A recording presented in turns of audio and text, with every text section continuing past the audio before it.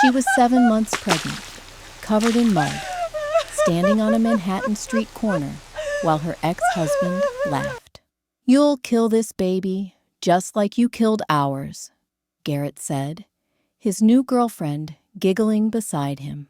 "Your broken body can't carry a child. And who was that desperate fool that got you pregnant?"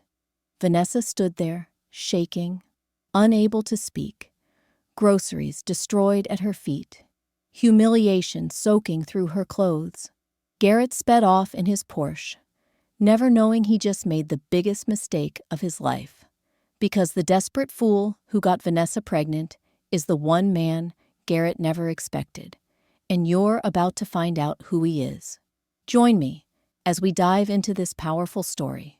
But before we do, my ex-husband spat on my face and said I will never get to 2,000 subscribers on my YouTube channel. I want you and I to prove his doubts wrong. Kindly click on the subscribe button below, like and share this video to your friends and families. Thank you. Now let's dive in. The rain had just stopped when Vanessa Clark stepped out of the small corner grocery store on Madison Avenue, her arms wrapped around 2 paper bags filled with fresh vegetables and baby supplies. She was 7 months pregnant, her belly round and prominent beneath a simple navy maternity dress she'd bought from Target. Her hair was pulled back in a loose ponytail, no makeup on her face, just the natural glow that came with carrying life. She looked nothing like the woman she used to be, the woman who wore designer labels and carried handbags that cost more than most people's monthly rent, the woman who attended gallery openings in Soho and charity balls in the Upper East Side. That woman was gone, buried under the weight of betrayal and loss and a grief so profound it had nearly destroyed her. But today, standing on that corner with the autumn sun breaking through the clouds, Vanessa felt something she hadn't felt in 3 years. Hope. She was crossing the street, one hand protectively cradling her belly, the way all pregnant women do when she heard the engine rev. It was aggressive, intentional, the kind of sound that makes you look up. A silver Porsche Cayenne was speeding toward a massive puddle that had formed near the curb. Rainwater mixed with oil and street grime, dark and murky and deep. Vanessa barely had time to process what was happening before the impact. A wall of filthy water exploded over her body. It hit her face, her chest, soaked through her dress, covered her pregnant belly in cold, disgusting sludge that smelled like sewage and gasoline and rot. The paper bags fell from her arms, groceries scattering across the wet pavement, apples rolling into the gutter, baby bottles cracking on the concrete. She stood there, frozen, dripping, her hands instinctively moving to protect her stomach. Her breath came in short, shocked gasps. People on the street stopped to stare. Someone whispered, "Oh my God." A teenager pulled out their phone and started recording. The Porsche stopped. The window rolled down slowly, deliberately, like the driver wanted to savor this moment. And when Vanessa saw the face behind the wheel, her entire body went cold. Not from the muddy water, from recognition, from memory, from a pain she thought she'd buried deep enough that it couldn't hurt her anymore. Garrett Westfield, her ex-husband, the man who had promised to love her in sickness and in health, the man who had abandoned her in the hospital when she needed him most, the man who had called her worthless, broken, a failure as a woman when the doctors told them she could never carry a baby to term. And now he was sitting in his expensive car, wearing his expensive suit with his expensive new girlfriend beside him, looking at Vanessa like she was trash he'd just run over. "Oh my God," Garrett said, his voice dripping with mock surprise and genuine delight. "Vanessa, is that really you?" The woman beside him, a blonde with too much Botox and too little conscience, let out a high-pitched giggle. Garrett, you're terrible. Is that actually your ex-wife? In the flesh, Garrett said, leaning out the window to get a better look. His eyes traveled over Vanessa's soaked body with undisguised contempt. Still shopping at regular grocery stores, I see. Still living that budget life. Some things never change. Vanessa's mouth opened, but no words came out. She just stood there, 7 months pregnant, covered in filth, staring at the man who had destroyed her. Garrett's eyes landed on her stomach. His smile widened, sharp and cruel, like a knife finding soft flesh. Wait, are you pregnant? Vanessa's hands tightened protectively over her belly. She said nothing. She couldn't. The memories were flooding back too fast. The hospital room, the tiny coffin, the doctor saying, "I'm sorry, but the damage is too severe. Your chances of carrying another pregnancy are less than 5%. Garrett's laughter was vicious, designed to wound. Oh, this is rich. Vanessa, who's the desperate fool who actually got you pregnant? We both know your defective body can't carry a child. The blonde girlfriend gasped, but she was smiling, clearly entertained by the cruelty unfolding in front of her. Does he know? Garrett continued, his voice rising so people on the street could hear. Does this idiot know that you're broken? That you killed our baby? That every doctor in Manhattan told you you're basically infertile?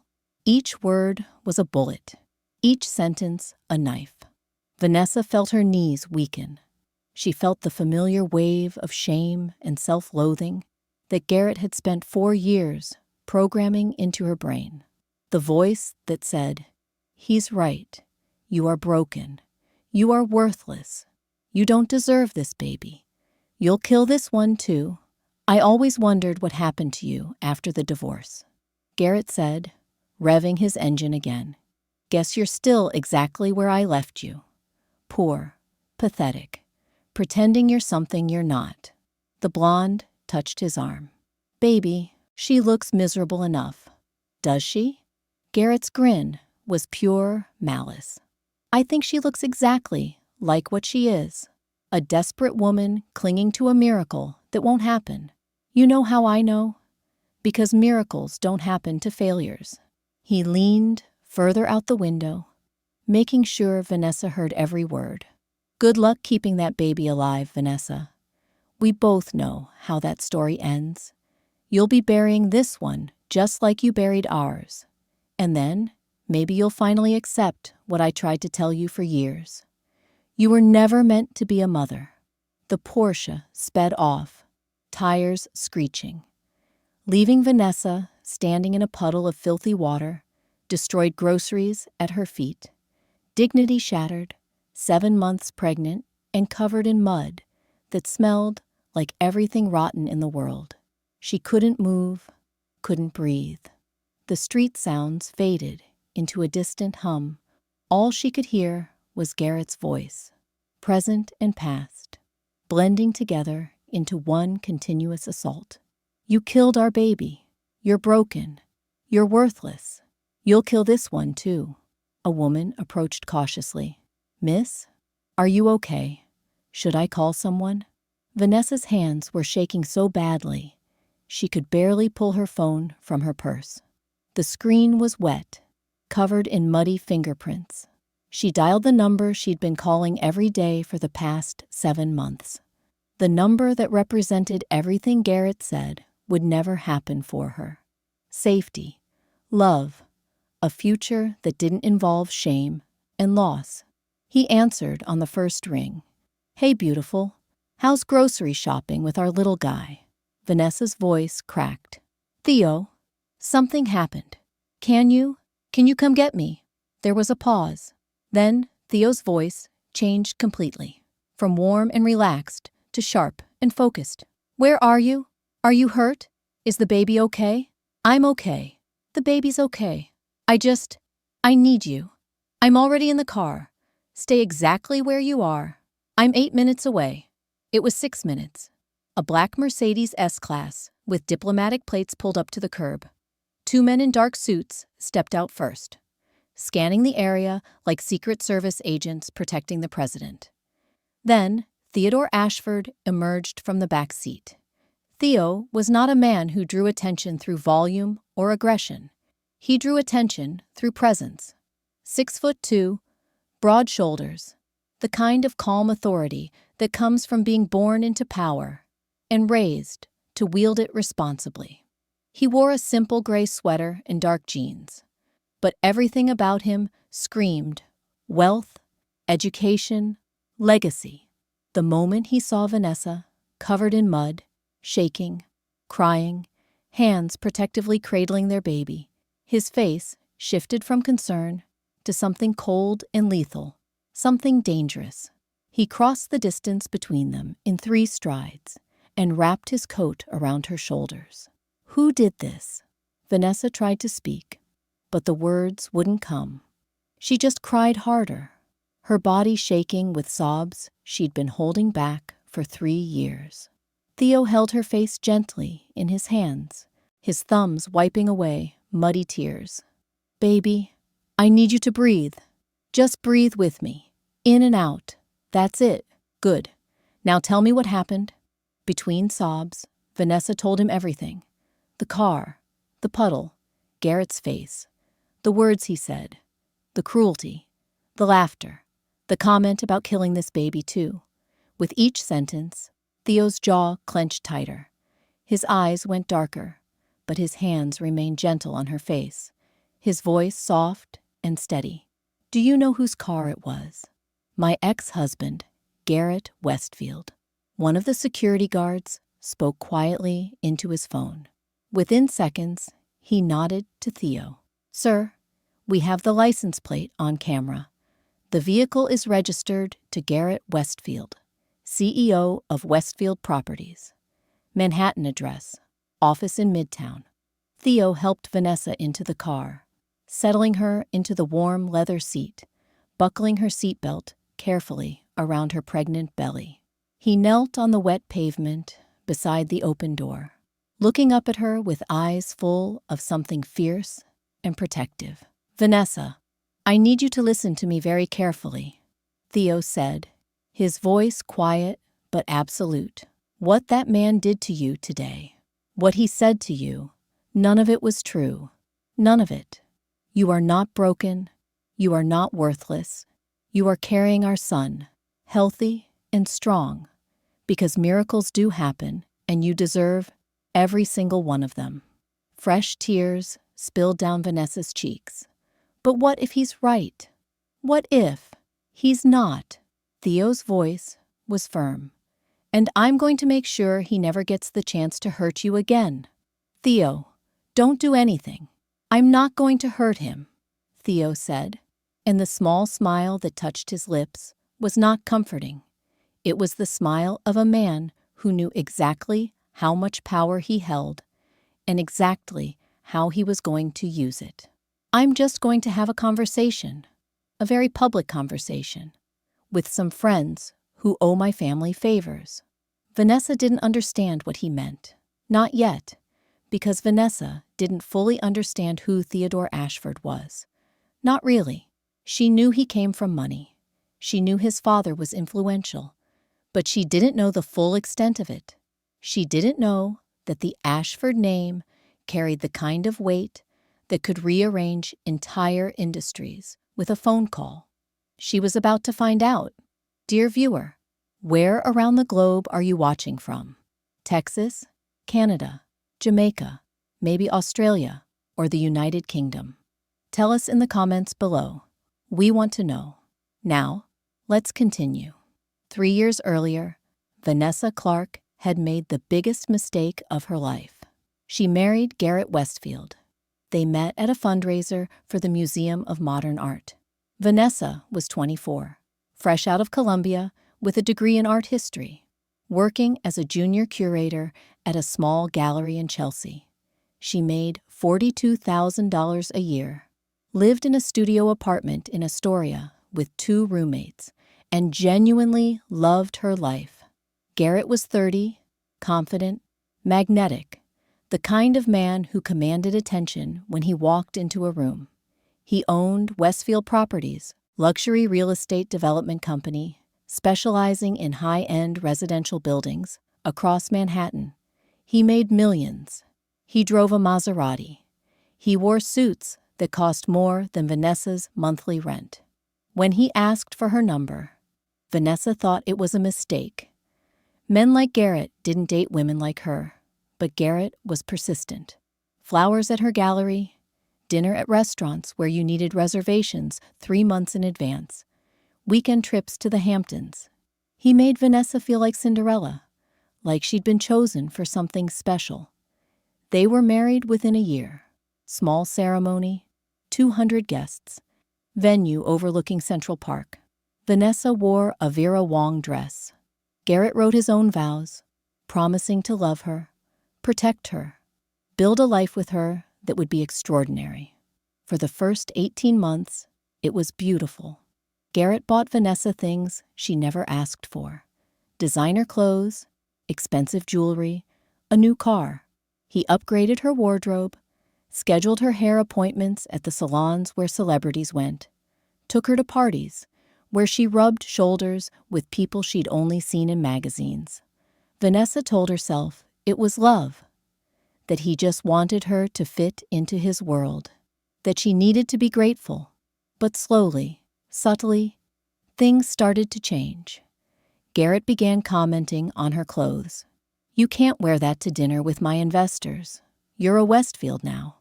He bought her new outfits without asking what she liked. He started controlling her schedule, her friends, her career. When Vanessa got promoted at the gallery, Garrett said, "That's nice, but maybe it's time you quit. My wife doesn't need to work." Vanessa didn't quit. She loved her job, but the arguments started. The cold silences. The nights Garrett didn't come home. Then Vanessa got pregnant. She cried when she saw the positive test. Happy tears. She imagined a little girl with Garrett's dark eyes and her smile. They'd name her Isabella. Garrett seemed excited at first. He told his business partners, sent out announcements, posted about it on social media, like it was a company achievement. But then the pregnancy became inconvenient. Vanessa had severe morning sickness. She was exhausted. She couldn't attend events. Garrett grew frustrated. "You need to push through it, Vanessa. I have clients to impress. My reputation matters." At 6.5 months pregnant, Vanessa was at the gallery installing a new exhibit when she felt the cramping.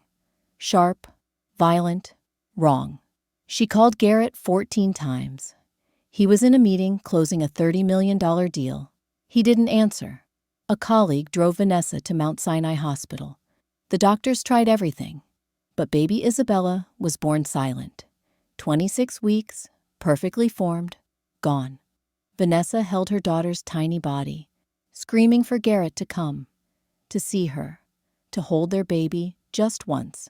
He arrived 9 hours later, still in his suit, smelling like whiskey and cologne. He stood at the foot of the hospital bed, uncomfortable, checking his phone. "The doctor said these things happen. It's probably for the best. We can try again when you're healthier." Vanessa looked at him holding their dead daughter and felt something inside her die that wasn't the baby. The doctor came in later, after Garrett had left to handle some calls. The news was worse than losing Isabella. "Mrs. Westfield, I'm very sorry. The trauma to your uterus was severe. The chances of you carrying another pregnancy to term are extremely low. We estimate around 4 to 6%. Vanessa was 26 years old, lying in a hospital bed, being told her body was broken. When she told Garrett, his response was 4 words. "So you're basically infertile." Not, "I'm sorry," not, "we'll figure it out." Just that word, infertile, like she was damaged goods, a failed investment. From that moment on, Garrett used it like a weapon. At dinner parties, "We'd love kids, but Vanessa has complications," said with just enough emphasis to make it sound like a character flaw. During arguments, maybe if you could give me a family, I'd have a reason to come home. To justify his affairs, I'm 32 years old. I need an heir. You can't provide that. Vanessa spent the next 2.5 years as a ghost in her own marriage. She went to therapy 3 times a week, took medication for depression and anxiety, worked at the gallery during the day, and came home to a man who looked at her like she'd failed him. With time, Garrett's affairs became obvious. Late nights, lipstick on collars, perfume that wasn't hers. A woman named Crystal started appearing at company events as his executive assistant. Everyone knew. Vanessa knew. But she stayed because some part of her believed Garrett was right, that she was broken, that no one else would want her, that she deserved this. Until the night she came home early from a gallery event and found Garrett in their bed with Crystal, both naked, both laughing. Garrett saw Vanessa standing in the doorway and didn't even have the decency to look ashamed. He sat up, completely casual, like she'd interrupted a business call. Maybe if you were more exciting, I wouldn't need to look elsewhere. And maybe if you weren't infertile, I'd have a reason to stay faithful. Vanessa packed a bag that night. Her hands were shaking so badly she could barely zip it. She filed for divorce the next morning. Garrett didn't fight it. Good, he said. I need someone who can actually give me a legacy. But Garrett didn't just let her go quietly. He told everyone, their friends, his business partners, their families, that Vanessa was the one who cheated, that she destroyed their marriage, that she was unstable, broken, couldn't be trusted. He painted himself as the victim and Vanessa as the villain. For 14 months after the divorce, Vanessa believed him. Vanessa was living in a small, 1-bedroom apartment in Brooklyn, barely making rent on her gallery salary, going to therapy every Tuesday evening when her college friend Maya dragged her to a charity event. You need to get out, Maya insisted. Meet people. This is for children's literacy. You love books. It's perfect. Vanessa almost said no. She'd spent 14 months rebuilding herself piece by piece, and the thought of being in a room full of strangers felt exhausting. But something made her say yes. Maybe it was the part of her that refused to let Garrett's voice win. She wore a simple black dress, the first dress she'd bought for herself in years. No one chose it for her. No one told her it wasn't good enough. It was hers. The event was at a beautiful venue in Brooklyn Heights, all soft lighting and elegant decorations. But Vanessa felt out of place immediately. Everyone looked expensive, important, like they belonged in rooms like this. She was about to leave when she saw a man in a plain white shirt and dark jeans helping set up tables near the back. He wasn't barking orders at staff or checking his phone. He was just helping, rolling up his sleeves, moving chairs, genuinely present. Vanessa walked over. "Do you need a hand?" The man looked up and smiled. Genuine, warm, the kind of smile that reaches the eyes and stays there. "I'd love one. Actually, I'm terrible at making these rows even." They worked in silence for a few minutes, arranging tables, and then he said, "I'm Theodore, by the way, but everyone calls me Theo. Vanessa. So, Vanessa, what brings you here tonight?" She expected the usual small talk. "What do you do? Where do you live?" All the questions that felt like social additions. But Theo didn't ask any of that. Instead, he said, "What's your favorite book?" And just like that, they spent 3 hours talking about books, about art, about the magic of watching a child discover reading for the first time, about how stories could save people.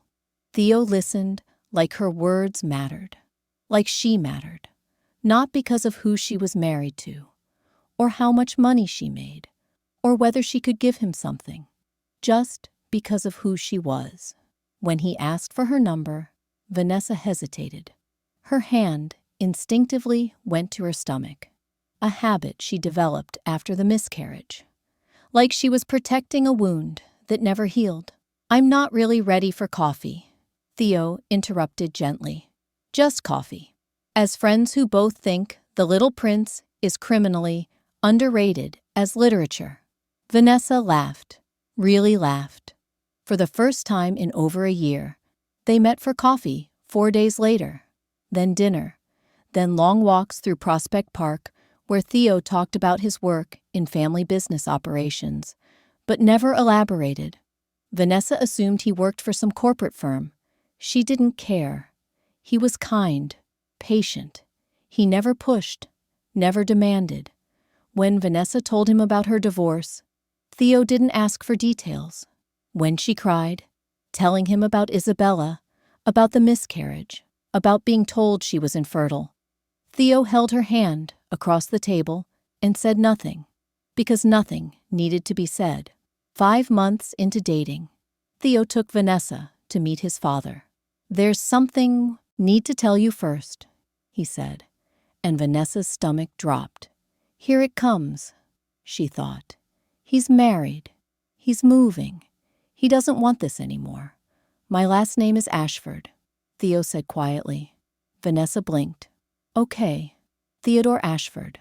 My father is William Ashford." The name hit Vanessa like cold water.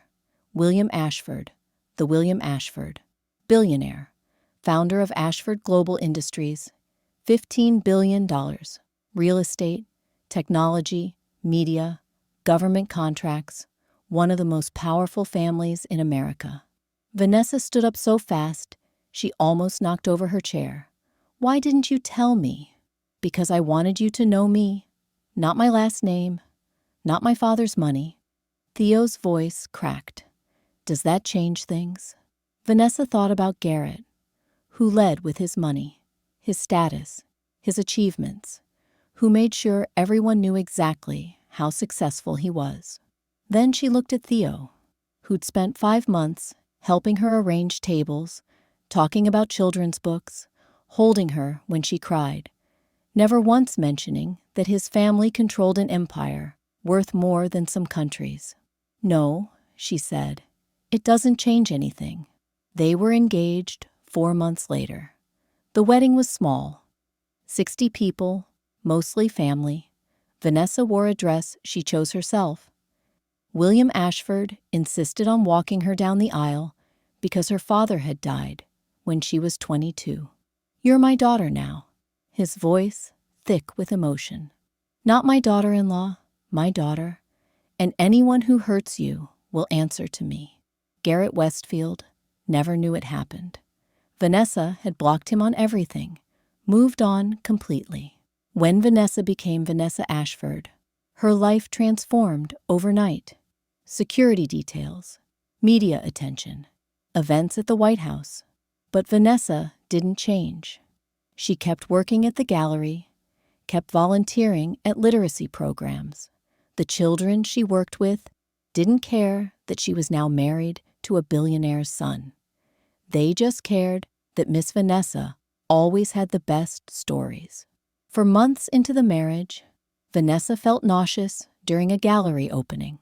She excused herself, went to the bathroom, and took a pregnancy test she'd been carrying in her purse for 2 weeks, too terrified to use. 2 lines, positive. Vanessa's hands shook so violently, she dropped the test. She slid down the bathroom wall and cried. Not from joy, not yet, from terror, because the doctors had told her this would never happen, because she'd been told her body was too broken, too damaged, too traumatized to carry life, because a part of her still trusted Garrett's voice in the back of her mind. "You'll lose this one, too." She called Theo from the bathroom tile, barely able to breathe. "I need you." 15 minutes later, Theo arrived. Vanessa held up the test, words stuck in her throat. Theo's expression shifted through a storm of feelings in seconds. Shock, fear, hope, then resolve, until it settled into something fierce and protective.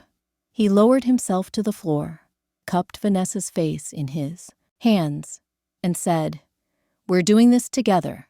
Every appointment, every moment, every worry. You're not alone." At 3 months, the doctors confirmed it. The pregnancy was healthy, steady, almost unbelievable. At 5 months, her belly began to show. She told the kids at her literacy program she was going to be a mom.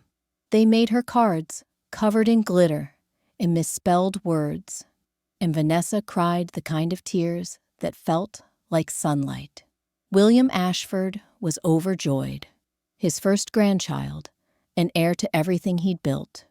He hosted a small family dinner to celebrate, and when he raised a glass to Vanessa, he said something that made her break down all over again.